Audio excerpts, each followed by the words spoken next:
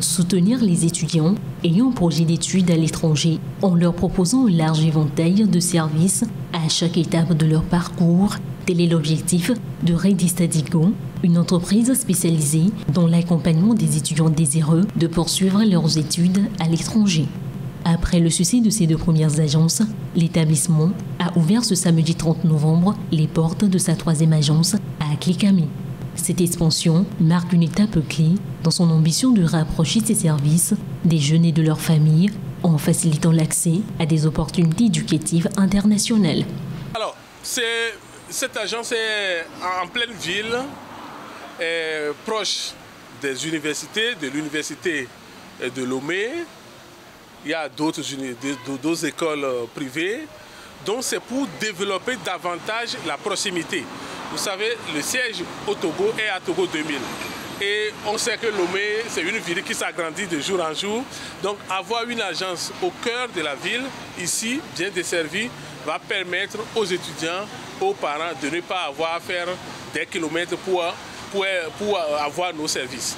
Présent dans plus d'une dizaine de pays en Afrique et installé au Togo depuis 5 ans, Ready Study Go se veut être la solution aux différents problèmes que rencontrent les étudiants dans leur processus. L'entreprise se distingue par une offre complète proposant un service clé en main incluant plusieurs prestations. Donc pour ce faire, nous proposons des services dans la caution bancaire, pour la recherche de logement, les assurances voyage, la réservation du billet d'avion et bien d'autres. Concernant l'AVI caution bancaire, donc l'AVI est l'attestation de virement irrévocable. Elle permet à l'étudiant de justifier ses ressources financières une fois en France. Donc notre AVI est un document qui est fiable, économique et rapide. Fiable parce qu'il a un agrément, l'agrément ORIAS. Économique parce que nous nous adaptons au budget du parent. Et rapide parce qu'en moins de 48 heures, l'étudiant retourne ou plutôt repart avec son AVI. Nous accompagnons les étudiants pour trouver des logements qui sont déjà meublés. Et en bonus, nous avons un service qu'on appelle le service incubateur de projet. Donc c'est vraiment un service intéressant pour tous ceux qui sont entrepreneurs et qui souhaitent vraiment voir leur projet être financé. Et nous aidons à la création donc de start-up pour tous ceux qui ont ce projet entrepreneurial quand ils vont en France et qu'ils veulent revenir au pays pour investir. Avec plus de 15 000 étudiants accompagnés depuis sa création, avec cette 3e agence, Ready Study Go consolide son rôle de leader dans l'accompagnement des étudiants togolais, leur offrant des outils essentiels pour atteindre leurs objectifs éducatifs et s'insérer dans un monde qui promeut de plus en plus l'excellence. Comme en témoignent les parents d'enfants et ont bénéficié des services de l'entreprise, Ready Study Go va bien au-delà d'un simple prestataire. Elle propose une véritable expérience humaine. Malgré les engagements pris par le Togo, les prisons du pays restent surpeuplées et les conditions de détention ne sont pas conformes aux normes en matière des droits humains, avait dénoncé Amnesty International en 2022. 2 ans après, cette situation des prisons du Togo interpelle aussi le département d'État américain. Dans son rapport sur la situation des droits de l'homme dans le monde au cours de l'année 2023, il ressort que les conditions de détention dans les prisons du Togo sont exécrables. Autrement dit, le rapport indique une surpopulation carcérale au Togo à plus de 180%. Outre cette surpopulation, l'on note également un manque de structures sanitaires et médicales, de nourriture, de ventilation et d'éclairage inadéquats, entre autres, dans les prisons civiles du pays. Plus loin, le département d'État américain indique que le gouvernement togolais ne respecte pas l'indépendance et l'impartialité de la justice. Au même moment, la corruption constitue un autre problème de la justice togolaise, précise le rapport. Par ailleurs, rappelons que 13 prisons sur l'ensemble du territoire accueillent à ce jour près de 5000 détenus. La catégorie de personnes en attente de jugement représente 65% des prévenus et des inculpés. Le Togo connaît ces dernières années une prolifération de centres de santé illégaux, souvent dépourvus d'infrastructures adéquates et dirigés par des individus sans formation médicale certifiée. Ces centres de santé illégaux constituent une menace majeure pour la santé des citoyens. Ces établissements offrent très souvent des services médicaux non réglementés, mettant en danger la vie des patients en raison d'un manque de normes sanitaires, d'un diagnostic inapproprié ou de l'utilisation de médicaments contrefaits. Pour faire face à ce problème, le ministère de la Santé, en collaboration avec les autorités compétentes, a lancé des campagnes d'inspection et de contrôle des établissements de santé sur l'ensemble du territoire. Cette campagne va donc permettre d'identifier des centres de santé illégaux, de vérifier la qualité et la sécurité de leurs prestations de soins. Des sanctions sévères à l'encontre des responsables de ces pratiques illégales, incluant la fermeture des structures concernées et des poursuites judiciaires, seront appliquées. D'après le ministère de la Santé, l'ouverture d'un centre de santé doit être autorisée par le ministère après vérification de la conformité aux normes établies. La pratique de la médecine est donc strictement réservée aux professionnels certifiés et inscrits à l'ordre des médecins. Le ministère a également mis en garde contre les conséquences graves de ces activités sur la santé publique et a appelé à une stricte application des lois en vigueur. Le ministère a exhorté les citoyens à faire preuve de vigilance.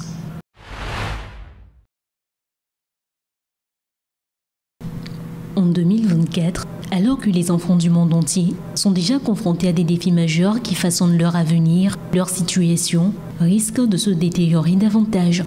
À l'horizon 2050, ils seront confrontés à des défis sans précédent liés aux crises climatiques et économiques, marquant une période charnière pour leur avenir. Selon l'UNICEF, les risques environnementaux tels que les vagues de chaleur extrêmes, les inondations et les sécheresses toucheront de plus en plus de jeunes générations. En Afrique, où les conditions de vie sont déjà précaires, ces crises climatiques risquent d'aggraver la situation, accentuant la pauvreté et les inégalités. Sur le plan économique, les inégalités devraient se creuser davantage, avec 23% des enfants vivant dans des économies fragiles contre 11% en 2000. L'accès à une éducation de qualité, bien qu'en progression, restera un défi majeur dans ces régions, exacerbant les disparités sociales. En Afrique de l'Ouest et centrale par exemple, les inégalités de genre en matière d'éducation risquent de freiner les avancées réalisées. L'urbanisation rapide constitue un autre facteur de transformation. D'ici 2050, elle touchera plus de 60% des enfants et ajoutera de nouveaux défis en termes de santé, sécurité et accès aux services essentiels. Face à ces réalités, l'UNICEF appelle à des investissements massifs pour bâtir des sociétés résilientes et inclusives.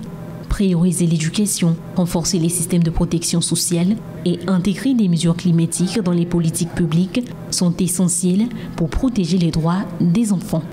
Ces actions détermineront si l'avenir des enfants de 2050 sera celui d'un monde plus résilient ou d'un avenir marqué par la précarité.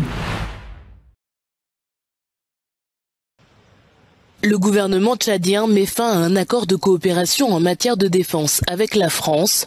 Après l'accession à son indépendance il y a plus de 6 décennies, le pays tourne une nouvelle page de son histoire en rompant de nouveaux liens avec son ancien colonisateur. Abderrahmane Koulamala, porte-parole du ministère des Affaires étrangères au Tchad, a déclaré jeudi que cette décision permettrait au pays de redéfinir ses partenariats stratégiques en fonction des priorités nationales. Le gouvernement français n'a pas réagi dans l'immédiat.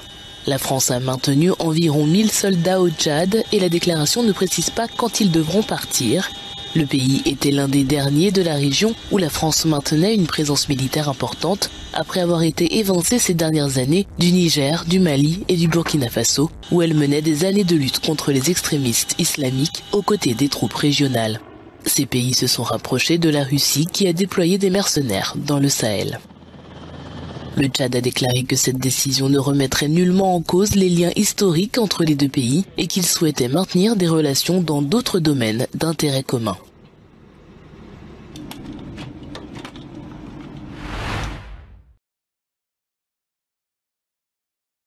La violence des forces de soutien rapide provoque une crise humanitaire majeure au Soudan. Les villages sont vidés et les habitants contraints de payer pour fuir. Les forces de soutien rapide tuent tout le monde, femmes, enfants, hommes et personnes âgées. Ils ont envahi nos villages pour se venger sans raison valable. Les gens paient des rançons élevées aux forces de soutien rapide pour pouvoir fuir le village. Les témoignages des familles déplacées révèlent des actes de torture, de viol et des pertes humaines tragiques. Nous sommes 5 familles qui se sont rassemblées pour fuir vers Port-Soudan afin de sauver nos vies. Une des familles a été torturée et une femme a été violée devant son mari. Un des hommes a été battu par les forces de soutien rapide. Certains membres de ma famille ont été empoisonnés et nous avons perdu beaucoup de proches. Les attaques dans l'État d'Al Jazeera ont poussé des dizaines de milliers de personnes à fuir. Les récentes attaques dans l'État d'Al Jazeera au centre du Soudan ont forcé des dizaines de milliers de personnes à fuir. Selon le groupe de la conférence d'Al Jazeera, 500 villages ont été évacués. Des experts appellent à une intervention rapide et à une justice transitionnelle pour éviter une escalade des tensions ethniques. Ces crimes nécessitent une intervention urgente pour être arrêtés. Une justice transitionnelle est nécessaire pour les victimes, sinon nous pouvons nous attendre à des appels à une division ethnique à cause des violations continues et de l'absence de justice. Les médiations internationales échouent face à l'aggravation des violations des droits humains. Un projet de l'Organisation des Nations Unies pour protéger les civils et instaurer un cessez-le-feu a été bloqué, augmentant les inquiétudes pour les populations les plus vulnérables.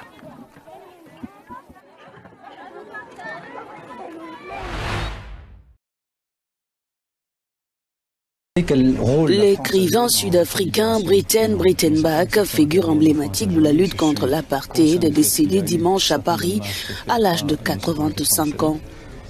Poète, écrivain et peintre, Breytenbach avait quitté l'Afrique du Sud au début des années 1960 pour s'exiler en France, où il a poursuivi son combat contre le régime de ségrégation raciale.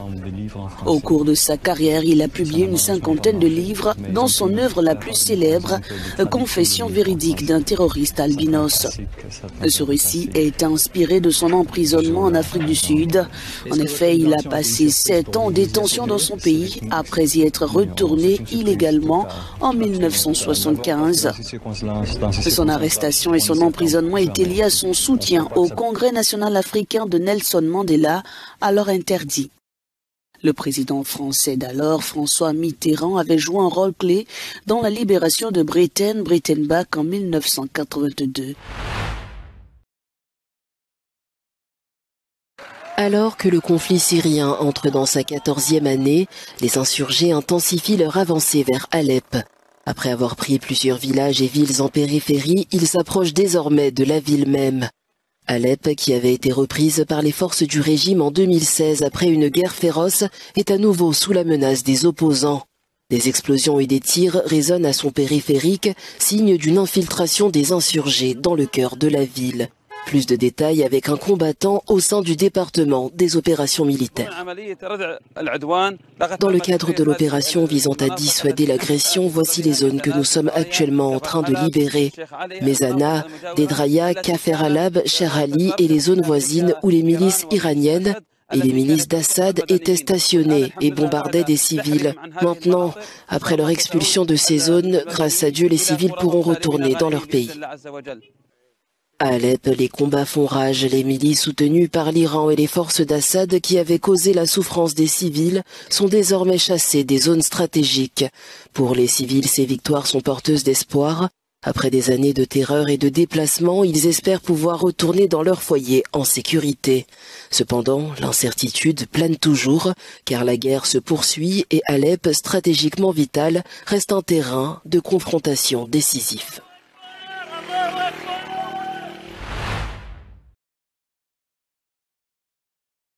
Directrice générale de l'Organisation mondiale du commerce a officiellement remporté un second mandat. Les 166 pays membres ont confié à Ngozi Okonjo-Iweala un nouveau mandat de 4 ans à l'issue d'un vote sans opposition. Alors que Donald Trump fait son retour à la tête des États-Unis, l'avenir de l'organisation commerciale basée à Genève est assombri par les promesses du futur président américain, notamment celles qui imposeraient des droits de douane unilatéraux sur les produits étrangers entrant dans le pays. L'économiste nigériane de 70 ans a déclaré qu'elle était impatiente de travailler avec Donald Trump et son équipe commerciale, tout en adoptant une position attentiste quant au projet de ce dernier. Ngozi Okonjo-Iweala a pris ses fonctions de directrice générale en mars 2021. Le second mandat débutera le 1er septembre 2025.